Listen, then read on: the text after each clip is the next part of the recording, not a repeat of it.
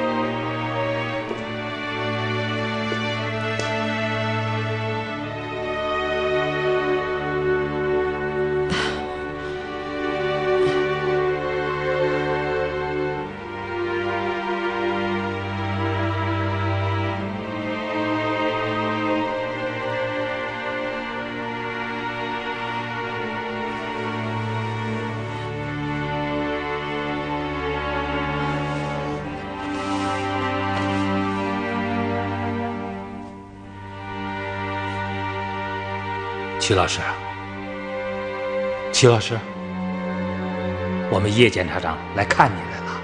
对，有什么要说的话，您就尽管说吧。啊？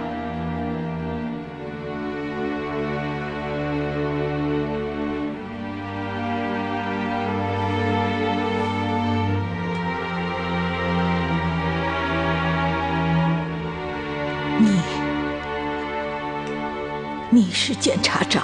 对，老人家，真对不起，我来晚了。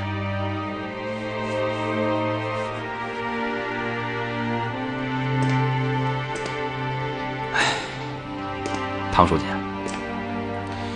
长工同志那个狐狸政绩，可真是坑死我们了。你说人家崔百万养狐狸养得好好的，他跑去瞎关心什么呀？硬逼着人家贷款盖别墅，这不是往自己脸上贴金是什么呀？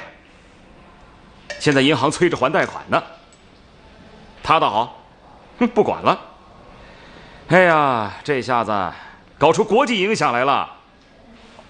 好了，永强，别再抱怨长工同志了，谁都不是完人，有的时候决策失误也是免不了的。话说回来了，长工同志在常山做了5年的市长，也确实做了不少大事和实事。你就是将来在法庭上起诉的公诉人。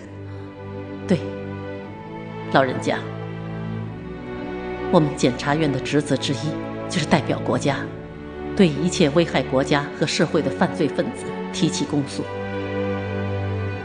具体到这个案子，因为事关重大，我也许会出庭支持公诉，不过这是将来的事情，目前还在调查取证阶段，您不要太着急，好吗？是得好好的调查，好好的去取证，一个也不能放过他们。对，是的。我见你就是想告诉你这些，对那些放火使坏的家伙，一个也不能放过。还有，该对这事儿负责任的部门，该对这些负责任的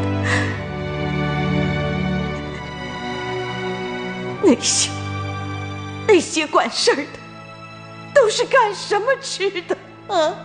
竟然让这大火烧成这个样子啊！连个救火车都跑不进去呀！150-60人呐，都没了。我的孙子、儿子、媳妇，一家3口都没了。都没了，哎呦，都是的，是的，老人家，我们绝不会放过一个犯罪分子。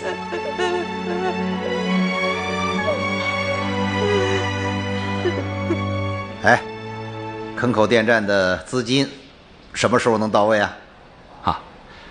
按合同规定，年底以前就可以到位了。好啊，这一下子就是30个亿啊！是啊，把这个项目落实了，这趟美国你就算没白跑，这几天的雷我也算没白顶。汤书记啊，看您说的。汤书记还不止这些呢，在这种困难的情况下，我们仍然没有放弃可以争取的项目，生态农业几个项目也都签了下来，还有5个意向，不容易啊，不容易。老大哥，先不谈这些了，您还是跟我说说513大火的事儿吧。哎，慢点啊！叶检察长，这个事儿不能说过去就过去啊，咱们得动真格的啊。这不，都好几天了，这件事怎么还没查出个结果呀？要是这样下去啊，大家都要上街游行了，要向你们讨个说法啊。叶检啊，这事儿我知道，一些受害者家属受不了这突如其来的打击，他们心理上承受不了，再加上社会上各种流言蜚语，情绪上都比较激动。昨天啊，2招那边就有几个受害者家属来找过齐老师商量上街游行的事儿，齐老师啊就没有答应他们。老人家，就为这，我们也得谢谢您，政府更应该谢谢您。这把火来势凶猛啊！有些情况我在电话里都跟你说了，我现在有一种预感，搞得不好，这把火会把很多人都烧焦，其中也包括你和我。你想，死了156个人，这么大的事故，谁都推脱不掉自己身上的责任啊！游行有什么用啊？人都走了，该走的、不该走的都走了，该走的、不该走的都走了。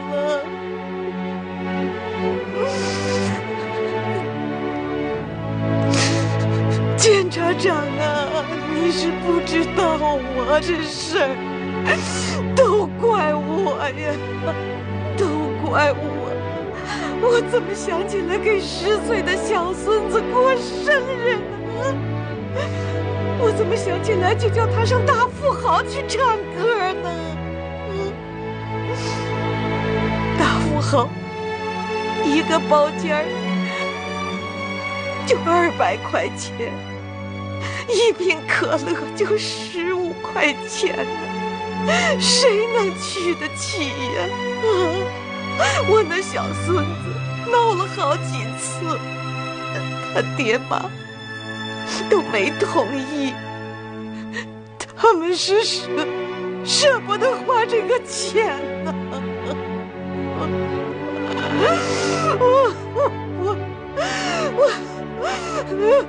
我这个老不死的也不知道我这是中了什么邪了。老人家，哎呦，我这是就在5月13号那天，我给了他500块钱，没想到啊，这500块钱是送他们上地狱的门票啊！老人家，哎呦，我怎么不死？老人家，我怎么不死？老人家别伤心，我怎么去死？老人家，怎么回事啊？